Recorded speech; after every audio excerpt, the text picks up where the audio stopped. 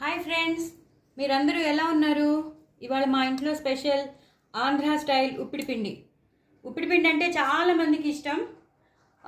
అందరూ రకరకాలుగా చేసుకుంటారు, అంటే ఉల్లిపాయలు వేసి చేసుకుంటారు. కానీ నేను మాత్రం మా ఆంధ్ర స్టైల్లో అల్లం పచ్చిమిరపకాయలు వేసి ఎక్కువగా దండిగా కరివేపాకు పల్లీలు అన్నీ వేసి చాలా వెరైటీగా ఉంటుంది, చాలా టేస్టీగా ఉంటుంది.